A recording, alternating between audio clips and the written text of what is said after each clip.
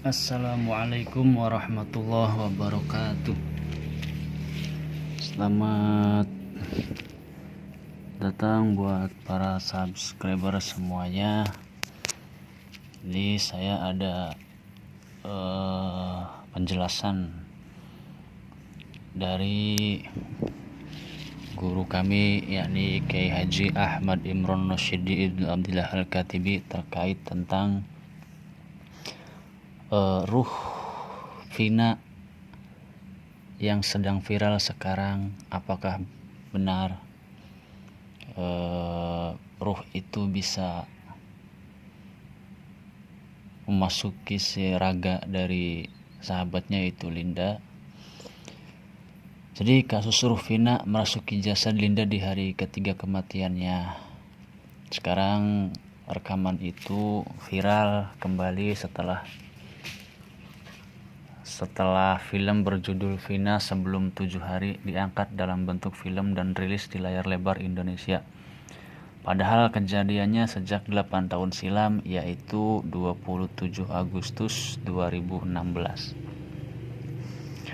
Awalnya pihak kepolisian menyatakan bahwa Vina meninggal akibat kecelakaan tunggal lalu lintas. Namun ada fakta lain yang terungkap melalui rekaman suara yang diduga ruh Vina atau jin korinnya yang memasuki raga Linda. Apakah itu bisa atau benar faktanya? Sedikit kami akan menjelaskan tentang masalah itu. Yang pertama, perlu kita ketahui bahwa korin yang Allah tugaskan kepada setiap anak Adam yang baru lahir hingga wafatnya bukan hanya satu dari bangsa jin saja, melainkan ada korin dari bangsa malaikat yang juga memiliki peran baik dalam ruang khawatir atau lintasan hati manusia. Nabi SAW bersabda yang artinya, tidaklah salah seorang dari kalian melainkan ada pendampingnya dari golongan jin dan dari golongan malaikat. Lalu mereka bertanya, juga padamu ya Rasulullah? Kata Rasulullah, ya juga bagiku, hanya saja aku telah mendapat pertolongan dari Allah atasnya, sehingga pendampingku menjadi muslim dan ia tidak memerintahkan aku kecuali kebaikan. Hadis riwayat Muslim. Jadi dua korin ini melakukan tugasnya masing-masing sampai si manusianya ini meninggal dunia. Dan setiap manusia memiliki dua korin ini masing-masingnya hingga nanti korin-korin ini berjumpa di hari penghujahan kelak. Allah Subhanahu wa taala berfirman, qala qorinuhu rabbana ma atghaituhu walakin kana fi dhalalim ba'id. Yang artinya, yang menyertai dia berkata pula, ya Tuhan kami, aku tidak menyesatkannya, tetapi dialah yang berada dalam kesesatan yang jauh. Surat Al-Kahf ayat 27. Yang kedua, setelah si manusia ini meninggal dunia, apakah korinnya juga ikut tiada? Maka jawabannya, tidak ada satu nas hadis yang menjelaskan saat manusia keluar dari jasad maka ruh jin korin juga keluar. Saya tidak menemukan satupun hadisnya. Akan tetapi memungkinkan jin korin ini hidup beberapa waktu setelah si manusianya meninggal. Yang ketiga, jika dikatakan jin korin ini hidup setelah meninggalnya manusia, apakah jin korin ini ditugaskan lagi kepada manusia yang lain? Ya, jawabannya secara tekstual hadis tentang korin dari teks wukilla lahu, ditugaskan untuknya yang bermakna tugas khusus, maka dipahami bahwa setiap korin hanya bertugas pada tuan manusianya masing-masing dan tidak akan berpindah tugas kepada manusia yang lainnya, baik selagi hidup ataupun sesudah meninggal dunia. Terus pertanyaan yang keempat, jika seandainya jin korin ini hidup setelah si manusia meninggal, apakah ia melakukan tindakan-tindakan lainnya selain tugas sebelumnya? Maka jawabannya, bisa dimungkinkan jin korin itu dimanfaatkan oleh para dukun sihir dan semisalnya untuk tindakan sihir. Biasanya sangat berkaitan dengan serangan bisikan hati atau was-was, semisal suka berburuk sangka, terus curigaan, berselisih paham dengan pasangan hingga bercerai. Karena tindakan-tindakan ini sudah menjadi kebiasaan jin korin saat menjadi korin bagi manusia sebelumnya. Namun yang menggunakan jin korin ini tidak bisa lama atau selamanya, karena dimungkinkan jin korin ini akan hilang dalam beberapa waktu setelahnya. Ya, wallahu a'lam, Allah Maha Ta'ala lah. Terus ada pertanyaan lagi, apakah jin korin ini mampu menyerupai wujud si mayit dan menampakkan dirinya kepada keluarga si mayit atau orang lainnya? Nah, jawabannya tidak ada nas yang menjelaskan secara spesifik terkait hal ini.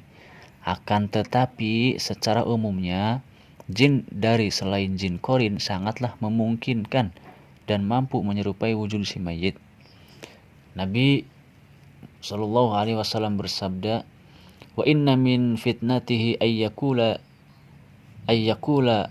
la a'rabi ara'aita in ba'astu laka abaka wa ummak atashhadu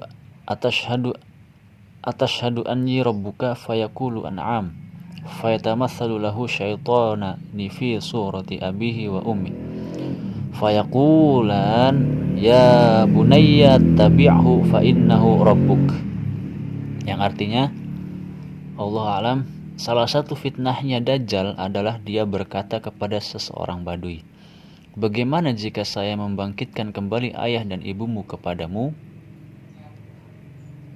Apakah kamu akan bersaksi bahwa akulah Tuhanmu? Nah, kata si Dajjal itu fitnahnya itu.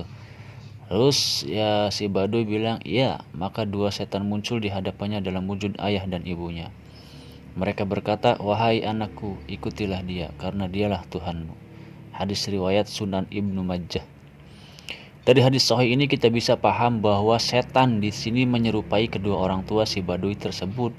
Dan secara tekstual tidak dikatakan dari jin korin kedua orang tuanya itu. Tapi tidak menutup kemungkinan juga itu dari jin korin kedua orang tua tersebut dalam hadis. Pertanyaan yang selanjutnya, apakah jin korin si mayit bisa memasuki raga orang lain semisal ke raga sahabat si mayit seperti kasus Vina yang sedang viral sekarang? Maka jawabannya dari poin yang pertama hingga yang kelima kita bisa pahami bahwa bisa dimungkinkan yang memasuki jasad si Linda adalah jin korin si Vina almarhumah atau jin lainnya yang bukan jin korin dari si Vina. Tetapi juga bisa dimungkinkan nafs atau sukma almarhumah yang memasuki jasad temannya tersebut. Karena sukma atau nafs dalam bab ini adalah substansi tersendiri yang berkaitan dengan dimensi kesadaran manusia dan terhubung dengan ruh atau nyawa. Ada seorang ulama yang meyakini eksistensi jisim ruhani atau sosok gaib manusia setelah wafatnya. Dalam salah satu kitabnya ia menyebutkan yang fi isbat wujudul jisim ruhani ba'dal hayat, yang artinya itu tentang ketetapan wujudnya jisim ruhani setelah hidup. Nah, di bab ini beliau mengangkat banyak kisah nyata yang dianggapnya menguatkan persepsi beliau ini. Di antaranya kisah yang beliau nukil dari buku Ashbah al-Ahya.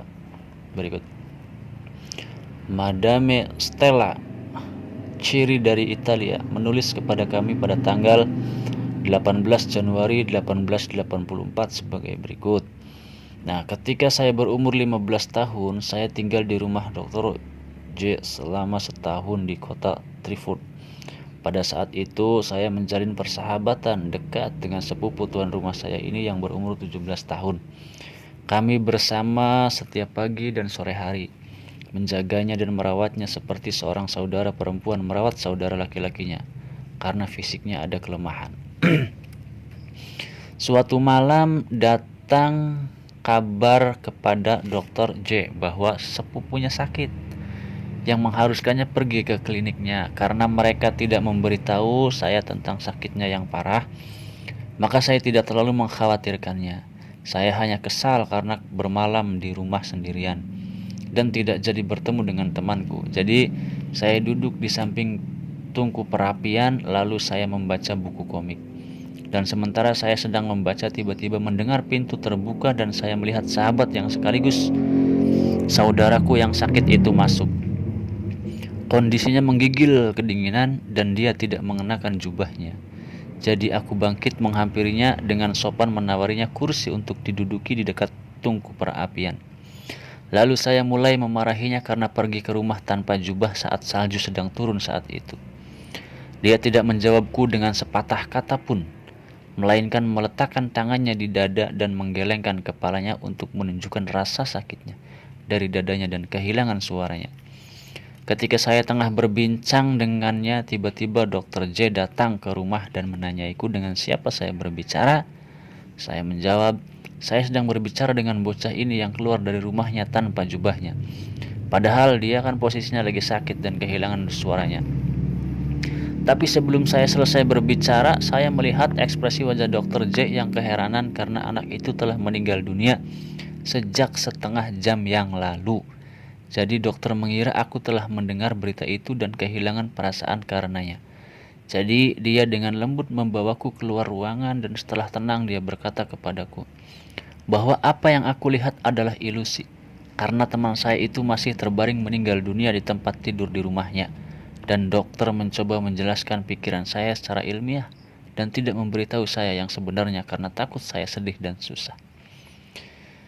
Saya tidak menceritakan kejadian ini kepada siapapun karena takut disindir. Namun yang membuat saya takjub adalah suara pintu terbuka dan imajinasi berjalan ke arah saya.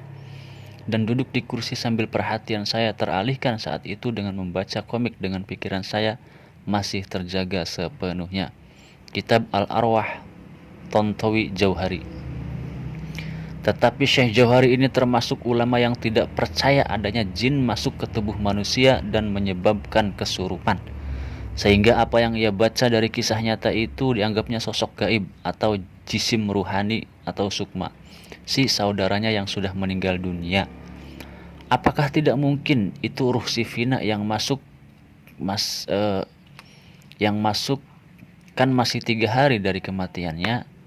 Maka saya jawab, ruh manusia yang sudah meninggal dunia, ulama ahlus sunnah sepakat tidak akan mampu kembali ke dunia atau masuk ke tubuh orang yang masih hidup.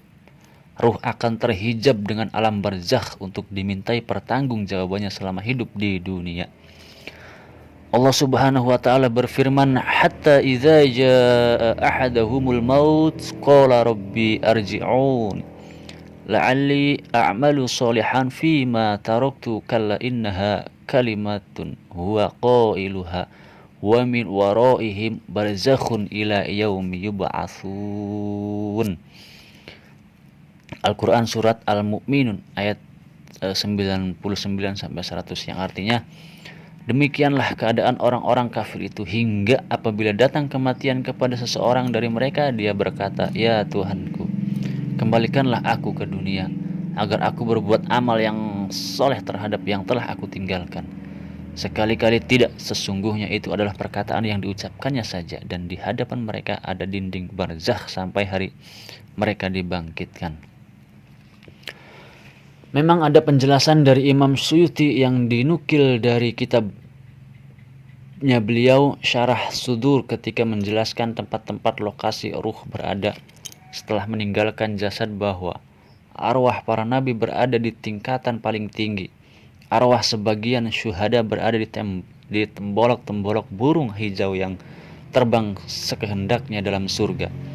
Arwah yang berada di pintu surga diantaranya arwah yang tertahan di kuburannya.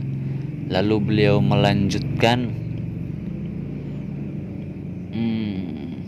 dan arwah yang tertahan di bumi yang ruhnya tidak bisa sampai ke gerbang atasnya karena dari jenis ruh yang rendah lagi hina.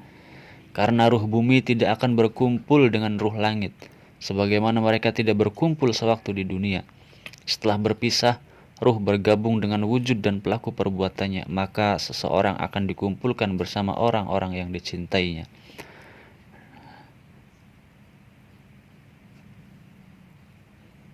Maksud dari tertahan di kuburannya atau di muka bumi tidaklah menjadi hantu yang mengganggu manusia lainnya yang masih hidup. Akan tetapi tetap dalam batasan barzakh tanpa bisa melakukan apapun dan hanya berharap doa dari keluarganya yang masih hidup. Untuk penjelasan lebih jelas dan detailnya bisa nanti ikuti pelatihan ya KBRA, latihan mahir. Ada sekarang pelatihan mahir secara online bagi yang sudah ikut pelatihan KBRA tanggal 26 Mei 2024. Itu mungkin ada penjelasan sedikit dari guru kami, yakni Kiai Haji Ahmad Imron Rosyidi Al-Katibi, founder atau guru besar kami KBRA, Keluarga Besar Ruqyah Aswaja. Mohon maaf apabila ada kesalahan. Wallahul muwaffiq ila aqwamit thoriq. Wassalamualaikum warahmatullahi wabarakatuh.